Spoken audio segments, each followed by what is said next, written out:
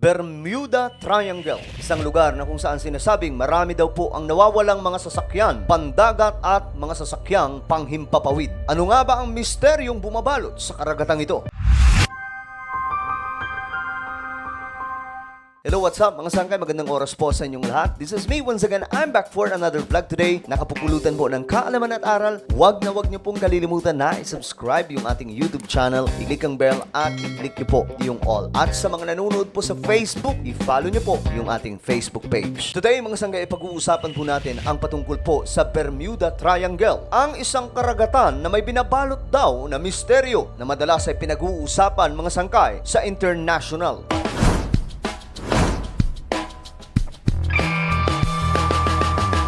Maraming kwentong kababalaghan na bumabalot mga sangkay sa ating planeta. Kagaya na lamang po ng mga misteryosong mga bagay na lumilitaw sa iba't ibang panig ng ating mundo. Mga nakakatakot na lugar na nagiging kilala mga sangkay dahil nga po sa mga matitinding misteryosong kwento na bumabalot. Hindi na rin po ito nakapagtataka mga sangkay dahil nga po dito itinapon si Satanas o ang kampon ni Satan Lucifer simula po nung nagkasala sila sa ating Panginoong Diyos. Simula nung si Lucifer ay naging ma-pride at lumaban sa Diyos na naglikha sa kanya kasama po ng 1/3 angels. Sila po ay winalis ng ating Panginoong Diyos at napunta sa mundong ibabaw. Kung kaya't napakaraming mga kwento mga sangkay tungkol sa kababalaghan sa ating planeta. Isa sa madalas sa pagkwentuhan mga sangkay ay ito mga sinasabing mga kakilakilabot na mga nakikita ng tao sa ating mundo. Kagaya ng sinasabing mga bad spirit, mga multo at marami pa pong iba. Sa panahon po natin ngayon mga sangkay nakakahiligan ng maraming mga kababayan po natin ang panonood ng mga horror movies. Pagkat sinasabi po nila na very challenging kapag nanonood sila ng mga ganong klaseng palabas. Subalit alam nyo ba na may mga totoong kaganapan sa ating planeta, mga sangkay, na maituturing po nating mga kababalaghan. Ito po ay seryosong mga bagay na nagaganap sa ating mundo na totoo at hindi po gawa ng imahinasyon ng tao na mga pangyayari. Katulad na lamang po mga sangkay ng sinasabing Bermuda Triangle. Ito po ay kilala mga sangkay sa buong mundo na may mga nakakatakot na kwento na sinasabi po nila na totoo nga pong may mga misteryosong pangyayari sa lugar na ito. Ang Bermuda Triangle mga sangkay ay kilala dahil nga po sa mga nawawalang mga sasakyang pandagat at mga sasakyang panghimpapawid na sinasabi na dito daw po kinukuha mga sangkay sa lugar na ito. Kung kaya't ang tawag po sa lugar na ito, maliban po sa popular na katawagan na Bermuda Triangle, tinawag din po itong The Devil's Triangle. Dahil nga po sa mga sunod-sunod na mga nangyayari, mga kaganapan sa lugar na ito, na may mga napadaan daw po dito mga sangkay na mga malalaking sasakyan mula sa himpapawid at maging sa karagatan. Sinasabi mga sangkay na sa lugar na ito o sa dagat na ito, bigla na lamang daw pong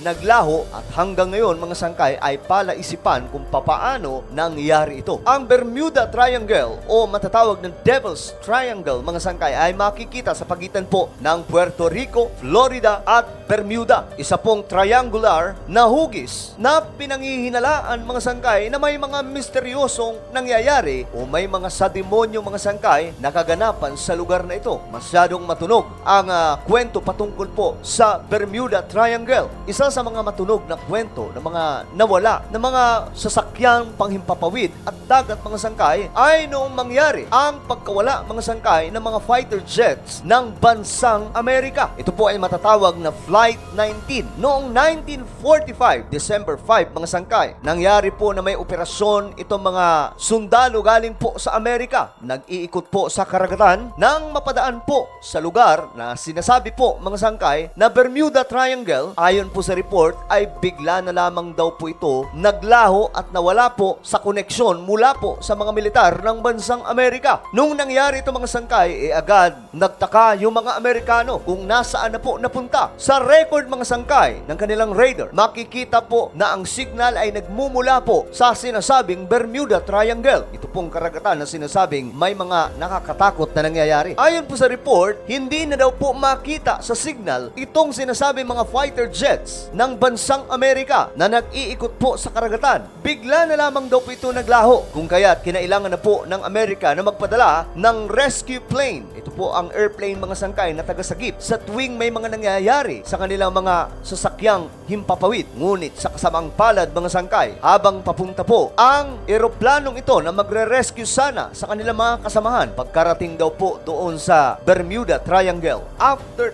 30 minutes mga sangkay, bigla na lang din po itong nawala. Ang eroplano na magre-rescue sana sa kanilang mga kasamahan ay bigla pong naglaho na parang bula at nawala po sa signal mula po sa mga Amerikano. Dahil po dito mga sangkay, lumalakas na po ang mga hinala ng maraming tao sa buong mundo noong panahong yon na mayroon nga pong kakaibang nagaganap sa lugar na ito, ang Bermuda Triangle, na may mga kababalaghang nangyayari. Hanggang ngayon ay palaisipan kung saan napunta itong 5 mga eroplanong pandigma ng bansang Amerika na napadaan po doon sa Bermuda Triangle. Kasama po itong sumunod na magre-rescue sana na eroplano. Sila mga sangkay bigla na lamang pong naglaho at hanggang ngayon wala po tayong makikitang impormasyon kung papaanong nangyari ito. Isa sa kilala mga sangkay na naglaho rin sa lugar ng Bermuda Triangle ay ang barkong pandigma ng bansang Amerika, ang Collier USS Cyclops. Isa sa mga matitinding pandigma ng bansang Amerika na may sakay po ng 309 katao.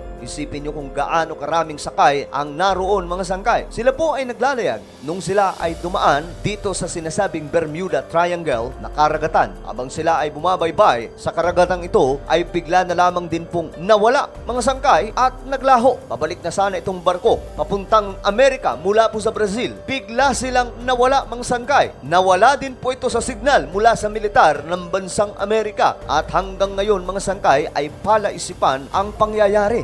Paanong nawala itong sinasabing barkong pandigma ng United States of America noong 1918. Isa lamang po itong mga sangkay sa mga matunog na mga nangyari dyan sa Bermuda Triangle. Isipin nyo na lang mga sangkay kung paano nangyari ito. Ang isang mandirigmang barko na may mga sakay na napakaraming tao na umaabot po sa 309, bigla na lamang pong nawala na parang bula. At hanggang ngayon mga sangkay, wala pong eksplanasyon dito maging ang mga scientist kung saan napunta. Ang tanong dito mga sangkay, mayroon bang demonic forces sa lugar na sinasabing the Devil's Triangle? Ang mga pangyayaring ito mga sangkay ay isa lamang sa mga matunog na nangyayari una ganap dyan po sa Bermuda Triangle. Kung kaya't dumarami po ang teorya tungkol po sa lugar na ito. May ilan mga sangkay na gumagawa ng mga conspiracy theory na sinasabi po nila na ang Bermuda Triangle ay pinamumugaran daw po ng mga alien na hindi lamang po makita ng mga mata ng tao. Mga sangkay, itong mga nawawalang mga sasakyang pangdagat at panghimpapawid sa lugar na ito ay kinuha daw po ng mga alien. Ngunit mga sangkay, wala pong patunay tungkol sa bagay na iyan. Isa pa sa mga teorya mga sangkay ay ang sinasabing mayroon daw pong giant sea monster sa lugar na ito. Sa dagat daw po ng Bermuda Triangle ay may nakatira mga sangkay na isang halimaw na nilalang mga sangkay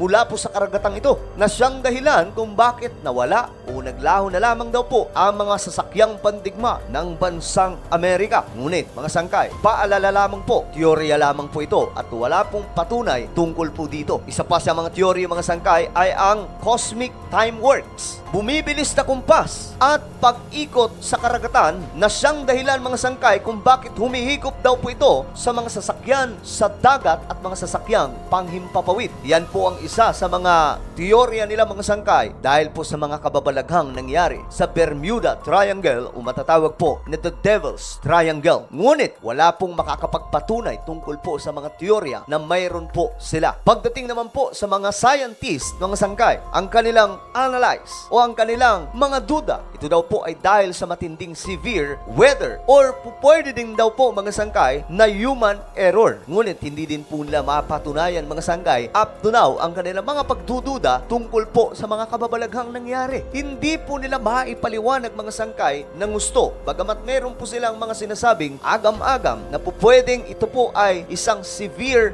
weather event na nagaganap po sa lugar ng Bermuda. Ngunit ano sa tingin nyo mga sangkay? Ano ang ang meron dyan sa Bermuda Triangle? Bakit nga ba kinakatakutan ito ng marami? At bakit nawala mga sangkay? Nang ganun-ganun na lamang ang mga sasakyang pandigma ng bansang Amerika na ang lokasyon po mismo ay sa lugar na ito mga sangkay na hanggang ngayon ay wala pa rin pong matinong pahayag o paliwanag ang mga eksperto kung nasaan ang mga sasakyang ito, papaano naglaho sa Bermuda Triangle. Ano po ang inyong opinion sa ating napag-usapan ngayon? Mag-comment lamang po sa ibaba. Huwag niyo pong kalilimutan na isubscribe yung ating YouTube channel.